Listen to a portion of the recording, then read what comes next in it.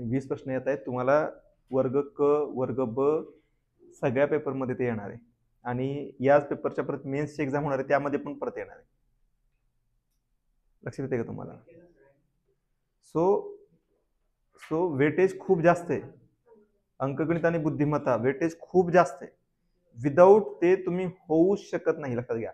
दुसरा मुद्दा काय की बरेच जण काय करतात की अंकगणित खूप अवघड येणार, कॅटच्या एक्झाम सारखं येणार नाही. येणार आहे कारण 60 मिनिटांमध्ये सोडवायचंय. त्यांचा पेपरच तो असतो म्हणून त्यांचा अवघड आहे. आलं लक्षामध्ये? हा, सोपे प्रश्न असतात. म्हणजे असं नाही की तुम्हाला खूप अवघड, काही ना काही त्यात हॅक असतो, काही ना काही गोष्ट असते, कॉमन सेन्स असतो जो तुम्हाला त्यामध्ये सोडवायचा. प्रश्न अवघड नाही येणार आहे. लक्षात आलं का? प्रश्न अवघड येणार नाही, सिंपल प्रश्न असणार आहे. आलं लक्षामध्ये? त्यामुळं जर तुम्हाला आता करायचं असेल तर तुम्हाला बेसिक पासून करावं लागणार आहे. आता जसं मी तुम्हाला विचारलं की स्लॅब आहेत, स्लॅबमध्ये किती 5% म्हणजे 10% म्हणजे किती. प्रॉब्लेम काय आहे, तुम्हाला ते कॅल्क्युलेशन करता आलं नाही.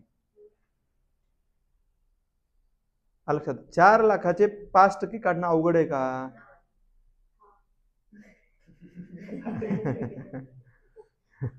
आपल्याला हे आलं पाहिजे. अंकगणित यामुळेच त्यांनी कदाचित फोकस दिलाच. आलं लक्षामध्ये? आता आपण हा पहिल्यांदा मुद्दा बघूया की इन्कम टॅक्स जो आहे तो आयोगात आपल्या जे FM आहेत त्यांनी एकदम कमी करून टाकला, 12 लाखापर्यंत कमी करून टाकला. काय रिझन असेल बरं?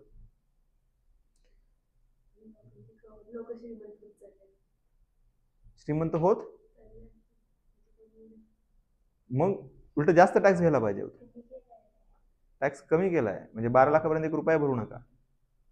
आता ते म्हणले तसे. आता प्रश्न असा आहे की 12 लाख कमवायचे कसे ते सांगा. बरोबर ना? पण का केला असेल थोडं विचार करा. मागच्या वर्षी त्यांनी मार्केटमध्ये पैसे, ऑब्विसली मार्केटमध्ये पैसे, पण का आता असं काय झालं, या वर्षी असं काय चेंज झालंय की एवढा तडकाफडकी त्यांना, म्हणजे कालपर्यंत तुम्ही 5 आणि 7 लाखापर्यंतच फ्री देत होता, डायरेक्ट तुम्ही डबल करून टाकलं. करेक्ट. आपण जेव्हा लेक्चर्स घेत होतो त्यावेळेस आपण एकदा बोललो होतो की भारतामध्ये जे वोटर्स आहेत त्याच्या फक्त 4% वोटर्स आपल्या इथे टॅक्स पे करतात. आपण ते पूर्ण या देशामध्ये एवढे पर्सेंट वोटर्स टॅक्स पे करतात, त्या देशामध्ये आपण पूर्ण ग्राफिकलच दाखवलं होतं. आठवतंय का तुम्हाला? होतं ना आपण रायटिंग. म्हणजे भारतामध्ये फक्त, भारताचा प्रॉब्लेम काय आहे की जे वोटर्स आहेत त्या वोटर्स पैकी, मी काय म्हणतोय वोटर्स, लक्षात घ्या, पूर्ण लोकसंख्या बोलत नाही. जे वोटर्स आहेत, वोटर्स कोण आहे आपल्या इथे? 18+. त्याचं 18 वर्ष वय झालेलं आहे तो आहे वोटर. तुम्ही वोट केलंय का? केलंय ना? सो 18 वर्षाच्या वरचा कोण आहे? वोटर आहे. पण आता मला सांगा, 18 वर्षाचा प्रत्येक व्यक्ती टॅक्स भरतो का? कारण 21 वर्षापर्यंत तो शिकतोच आहे, बरोबर आहे ना? म्हणजे तो टॅक्स पेअर येऊ शकतो का? नाही. बरं, आता जे तुम्ही या वर्षीचे तुम्ही जर NIT चे प्लेसमेंट बघितले, नॅशनल इन्स्टिट्यूट ऑफ टेक्नॉलॉजीचे, IIT चे, तर त्यांचे मेजॉरिटीचे प्लेसमेंट 10 लाखच्या आत आहेत. 4 ते 8, 9 लाख वर्षाला मेजॉरिटीचे. ते एखादा 1 कोटी वगैरे ते सोडून द्या, ते तो फ्रॉड असतो तसं पाहायला गेलं तर. आणि आम्ही पण आमच्या कॉलेजमध्ये बघायचो, तर ते US मधलं कन्वर्ट करून सांगतात रुपयामध्ये. हा, कारण लक्षात घ्या, तुम्ही जर आजचं तुम्ही काही दिवसापूर्वीच US मध्ये डिस्कशन चालले होते, डिबेट चालले होते वेगवेगळ्या कम्युनिटी विषयी. तर इंडियन कम्युनिटीचं जे ऍव्हरेज इन्कम आहे US मध्ये ते त्यांच्या ऍव्हरेज अमेरिकन पॉप्युलेशन पेक्षा जास्त. मग त्यांनी किती सांगितलं ते, तर अमेरिकेचा जो कॉमन ऍव्हरेज पर्सन आहे त्याचं आपण ऍव्हरेज काढलं तर तो ऑन एन ऍव्हरेज $40,000 ते $50,000 कमवतो. किती डॉलर वर्षाला?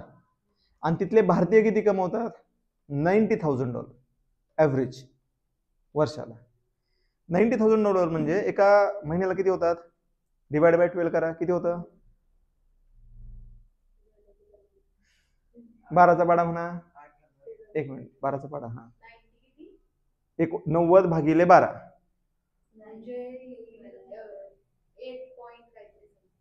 12 मग 8च्या पुढे जाईल का आत येईल? आलं लक्षात? आत येईल. 12 7 किती? 96 मधून 12 वजा करा. 12 टी 96 ना, 96. 12 टी 96 मायनस 12 म्हणजे 7 येईल. 12 गुणिले 7 किती येईल? आलं लक्षामध्ये? हे बघा, ऍक्च्युली तुम्ही हे गोष्टी आहे ना, तुम्हाला जेव्हा जमायला लागेल ना, यू विल एन्जॉय. आता यातून तुम्ही काय करता? 12 वजा करता म्हणजे इथं 7 येतं, 84 म्हणजे काय? 7.5. कारण 90 म्हणलो आपण, हे प्लस -6 आहे आणि इकडे गेलं तर +6 आहे, म्हणजे 7.5 आहे. $7.5 हजार हे ऍव्हरेज इंडियन माणसाचं उत्पन्न आहे. बरोबर आहे? म्हणजे लेस दॅन 1 लाख, लेस दॅन $1 लाख गुणिले 85 करा, किती होता?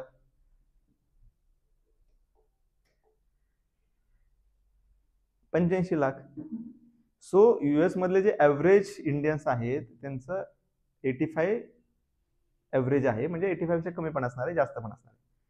सो ज्याला सुरुवातीलाच गेला 1 कोटी मिळाले असं रेअर होतं. एक तर ते रुपीमध्ये कन्वर्ट करून सांगतात, त्यामुळे आपल्याला ते आयडिया वाटतं. जर तुम्ही या वर्षीचं बघितलं तर 4 ते 8 9 लाखाचं सॅलरी आहे, अॅन्युअल सॅलरी आहे. 4 ते 8 9 10 पर्यंत हे ऍव्हरेज आहे. आता मुद्दा काय आहे? एक तर 18 वर्षानंतरचा मुलगा टॅक्स भरतो का? लगेच नाही, पण तो वोटर आहे. 21-22 जरी लागला नोकरीला, तो 5 लाखांनी लागला तरी तो टॅक्स भरेल का? नाही भरणार आहे, कारण 0 टॅक्स वाला आहे तो. मग याच्या आधी काय होत होतं की पूर्ण आपल्या इथे ऍग्रिकल्चर टॅक्स आहे का? नो. ऍग्रिकल्चर कोणता इन्कम टॅक्स आहे का शेतकऱ्यावर? नाही. सो 50% पॉप्युलेशन तशीच एक्सक्लूड झालेली आहे. जे एज त्यांचं हे झालेले नाही का, 60+ झालेले, ते टॅक्स भरणार आहेत का? पण ते वोटर आहेत, मग भारताचा मेन प्रॉब्लेम काय आहे की जे वोटर्स आहेत त्या पूर्ण वोटरच्या संख्येपैकी 4% लोक फक्त टॅक्स भरतात. त्यामुळे गव्हर्नमेंटला जर निवडून येत असेल तर त्या 4%चा विचार करायची गरज आहे का? 1 लाडकी बहीण इनफ आहे त्या 4%ला कॉम्पन्सेट करायला. आलं लक्षात? 1 लाडकी बहीण लॉन्च केली, विषय संपला. प्रत्येकाला वोट एकच आहे, लाडकी बहिणीला पण एकच आहे आणि ज्याला 1 कोटी मिळतात त्याला पण एकच वोट आहे. सो गव्हर्नमेंटला त्या 96% लक्ष द्यायचंय. लक्षात आलं? त्यामुळे काय होतं, आपल्या इथं ज्या योजना आहे, जिथे आपण आता जर तुम्ही दिल्लीच्या इलेक्शन मध्ये बघा, प्रत्येक जण सांगतंय 2100, लगेच तिकडून 2500, लगेच तिकडून 3000, बोली लागले की आम्हाला निवडून द्या, आम्ही एवढे देतो. काय नोट फॉर वोट नाही का? लिगली चाललंय नोट फॉर वोट. तुम्ही वोट सांगा, पैसे तुमचा रेट सांगा. सो ते जे राजकीय पार्टीज आहेत ते विचारतात की तुमचा रेट काय आहे, तुम्ही किती पैसे दिल्यावरती वोट देणार आहे. करेक्ट आहे? सो हे कशामुळे चाललंय? कारण वोटरची संख्या आपल्या इथे जास्त आहे आणि टॅक्स पेअरची संख्या आपल्या इथे कमी आहे. पण आता जे केलं त्यामुळे अजून टॅक्स पेअरची संख्या कमी होणार आहे. मग तरी पण गव्हर्नमेंट असा निर्णय का घेतला? सिरियसनेस समजून घ्या की 4% आता सध्या आहेत वोटर्स, बरोबर, जे की टॅक्स पे करतात. आता हे केल्यामुळे हे आकडा येणार आहे 2.4, म्हणजे 1.6 गेले. 1.6. आता काय होणार? हे दरवर्षी काहीतरी नवीन 18 मध्ये एंट्री करणार आहेत. म्हातारे काय लगेच जात नाहीयेत. आलं लक्षामध्ये? कारण आपल्या इथे बर्थ रेट हा डेथ रेट पेक्षा थोडा जास्त आहे. ठीक आहे? सो त्याचबरोबर जे जॉब लागणार आहेत ते पण आता लायरेट 12च्या पुढे कोणी लागत नाही, त्यांची पण संख्या वाढणार आहे. त्यांची, बरोबर आहे. आता 12 पर्यंत फ्री केल्यामुळे जे आधी भरत होते 8च्या पुढचे 7च्या पुढचे जे भरत होते ते सुद्धा परत भरणार नाहीयेत, पण ते वोटर आहेत. म्हणजे बेस वाढलेला आहे पण जे भरणार आहेत त्यांची संख्या कमी झालेली आहे. त्यामुळे 2% आसपासचे जे वोटर्स आहेत तेच फक्त टॅक्स भरणार आहेत, टॅक्स पे करतील, बरोबर. मग असं असताना की जिथे गव्हर्नमेंट म्हणते की आम्हाला जास्तीत जास्त टॅक्स म्हणजे बेस वाढवायचा आहे, जास्तीत जास्त लोकांकडून आम्हाला टॅक्स कलेक्ट करायचा आहे, पण अशा पार्श्वभूमीवरती पण आपल्या ज्या एफ एम मॅडम आहेत त्यांनी काय केलं, टॅक्स एकदम लिबरल करून टाकला, म्हणजे कोणीच भरू नका त्यास. आणि ते का केलेलं लक्षात घ्या, काय असं काय कारण असेल आत्ता असं का मुहूर्त काढला त्यांनी यावर्षी? सगळ्यात महत्वाचं रिझन आहे मित्रांनो, जिओ पॉलिटिक्स. काय आहे?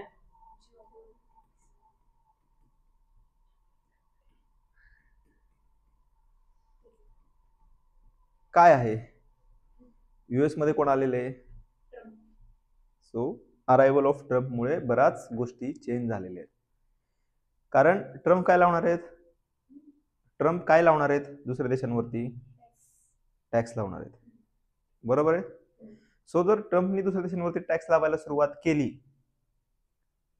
तर काय होणार आहे? युएसला जे एक्सपोर्ट करतायत त्यांना प्रॉब्लेम येणार आहे. भारत सर्व देशांबरोबर जे ट्रेड करतो त्यामध्ये सर्वात फेवरेबल जो ट्रेड आहे तो युएसए बरोबरचा आहे. आपण त्यांना विकतो जास्त किमतीचं, घेतो कमी किमतीचं. सो जर इंडियावरती भविष्यामध्ये टॅरिफ लावला तर काय होणार आहे? आपल्याला तो माल त्यांना विकता येणार नाही. सो त्या केसमध्ये आपल्या इथे इंटरनल कन्झम्पशन वाढणं गरजेचं आहे. लक्षामध्ये, म्हणजे आपल्या इकॉनॉमीचं इंटरनल कन्झम्पशन वाढणं म्हणजे आपल्या इथून आतूनच डिमांड क्रिएट होणं गरजेचं आहे. आतून डिमांड कधी क्रिएट होईल? ज्यावेळेस लोकांच्या हातात पैसे असतील तर. मुद्दा लक्षात आला तुम्हाला? सो लोकांच्या हातात पैसे असतील तर लोक आयफोन खरेदी करतील ना. आता ज्या मुलांचे टॅक्सेस 8 ते 12 विचार करा, ज्यांचा की 12 लाखाचा पहिला होता. आता जुनं टॅक्स काय होतं? 0 to 5 मध्ये काहीच नाही भरायचं, आणि 5च्या पुढे काय केलं त्यांनी? डायरेक्ट 20%, आणि 10 लाखाच्या पुढे डायरेक्ट 30%.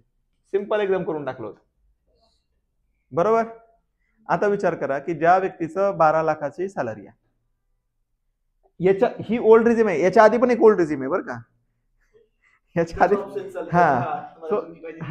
तिथे नवी जुनीचा ऑप्शन होता. पण आता गव्हर्नमेंटचं म्हणणं की पूर्ण इकडे आता लेटेस्ट जी लॉन्च केली त्यांनी त्यावरती या. आता इथे बघा 5 ते 10 मध्ये 20% आहे, म्हणजे किती टॅक्स येणार आहे? जसं 10 लाख आहे इन्कम, त्याला किती टॅक्स भरावा लागणार आहे? 5 ते 10 लाखावरती 20% आहे, म्हणजे किती भरावं लागणार त्याला?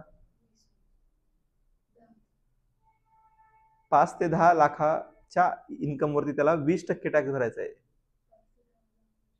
मध्ये किती येते? 5 लाख आहेत, 5 लाखावरती किती भरायचं आहे? 20%. किती झाले?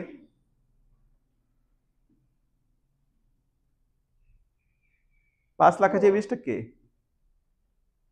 5 लाखाचे 20% किती होतात?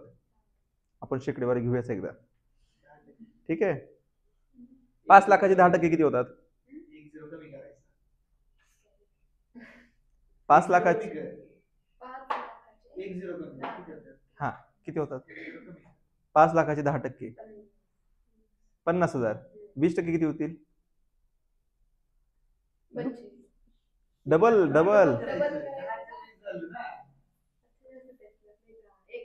1 लाख. सो इथे किती आहे? 1 लाख. आता आपण जर इथं 12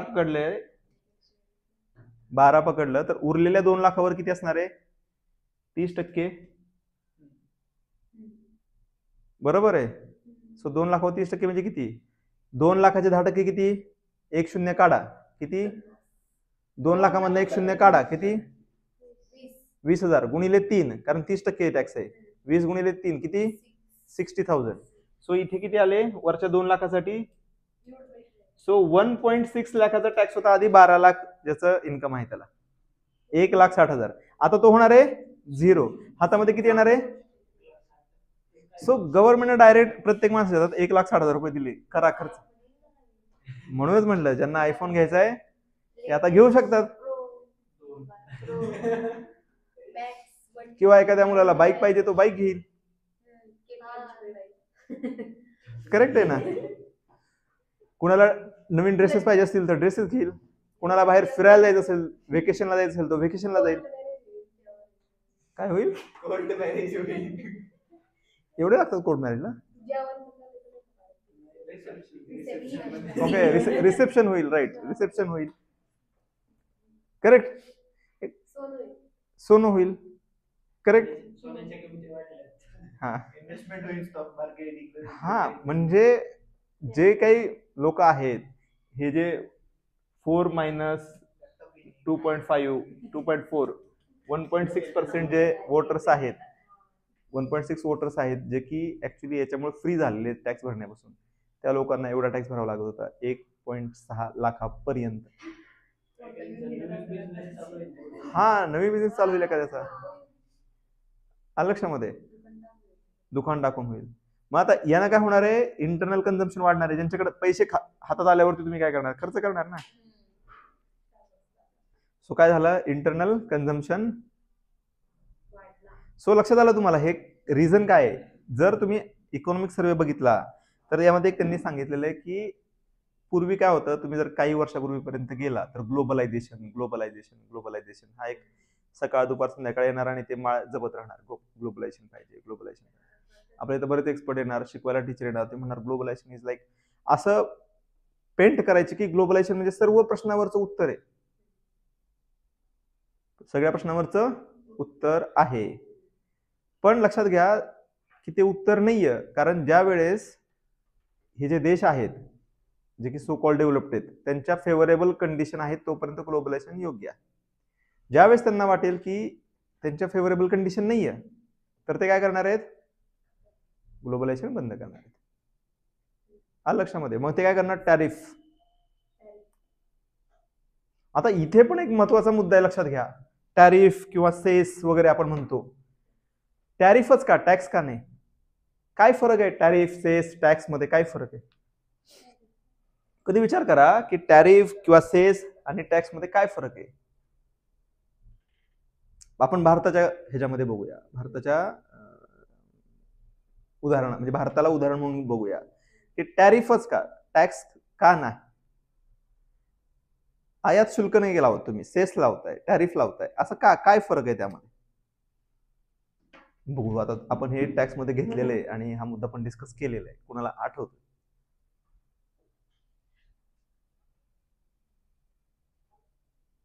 उदाहरण बघा, मी तुम्हाला काय म्हटलं, जो काही टॅक्स आहे तो कुठे जातो?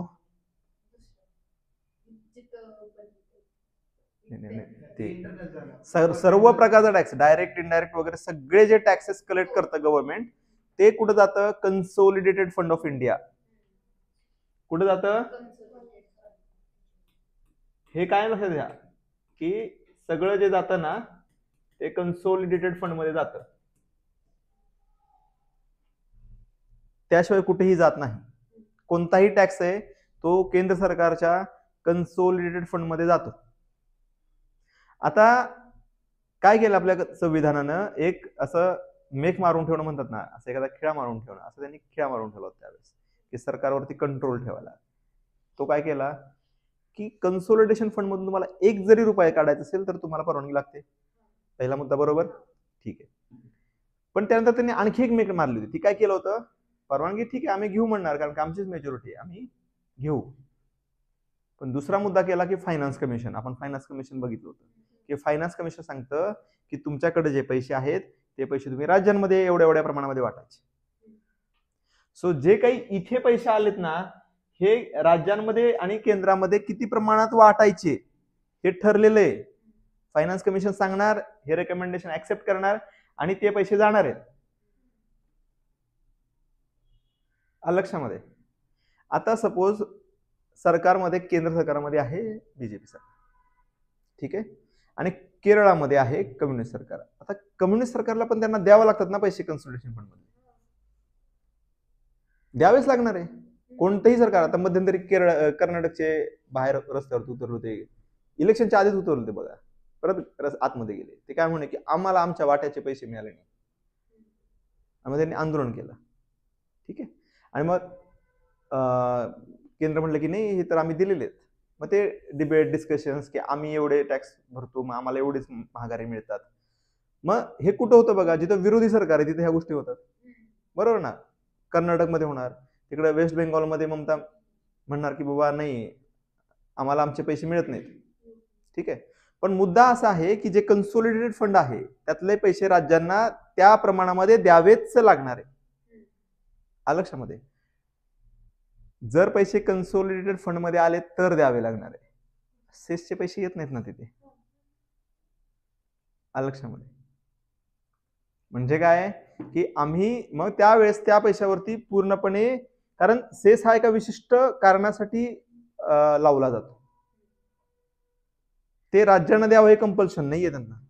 म्हणजे ते त्यांचा वापर केंद्र सरकार स्वतःच्या इच्छेनं करू शकतं. आलं लक्षामध्ये? म्हणून आता हाच मुद्दा तिकडे पण असू शकतो. आय डोंट नो की एक्झॅक्टली युएस मध्ये तो मुद्दा आहे. बट ही नेव्हर से की आम्ही इम्पोर्ट ड्युटी लावू, नाही का, टॅरिफ लावून आम्ही सेस लावू. बीबीसीने कव्हर करताना त्याला लेवी हा शब्द वापरलाय. काय वापरलाय? लेवी. बीबीसीचा जर रिपोर्ट बघितला त्यांनी हा लेवी शब्द वापरला. आय थॉट की यांनी एवढी मेहनत का घेतली लेवी वापरायला? सरळ म्हणायचं टॅरिफ, पण त्यांनी लेवी वापरला. So there is small changes, लक्षात घ्या. लक्षामध्ये म्हणजे ते पैसे आल्यानंतर तुम्हाला वापरायचे कसे, त्याच्यावरती आपला कंट्रोल पाहिजे, केंद्र सरकारचा कंट्रोल पाहिजे. केंद्र सरकार म्हणणार की नाही हे पैसे आम्हाला पाहिजे तसे वाटायचे, मी त्याला का देऊ, तो माझ्या विरोधी पार्टीचे. पण हे फायनान्स कमिशन मध्ये त्याला द्यावेच लागते. मग आम्ही काय करतो, कन्सल्टेशन फंड मध्ये पैसे येणार नाही याची काळजी घेऊ. आम्ही दुसरीकडे दाखवू सगळ्या वेगवेगळ्या प्रकारचे. आलं लक्षामध्ये? तुम्ही सेस बघा, जे इम्पोर्ट असते त्यावरती वेगवेगळ्या प्रकारचे सेस असतात. किंवा 30% पुढे गेले बघा सेस लागतात मोठमोठे. लक्षात? 50 लाखाच्या पुढे गेलं की वेगळा सेस, वेगळा सेस, असं करून ते 35-36% टॅक्स जातो. ते वरचे 5% आहेत ते सेस मध्ये येते, ते विशिष्ट पर्पज साठी घेतलेले. केंद्र ठरवणार ते पैसे काय करायचे, ना की फायनान्स कमिशन. मुद्दा समजला? लक्षात येत आहे? येत आहे का? मग सांगा 1 लाखाचे 15% किती?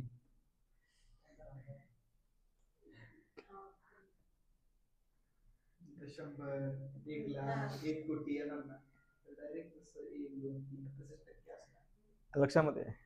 सो विषयांतर होतं ते.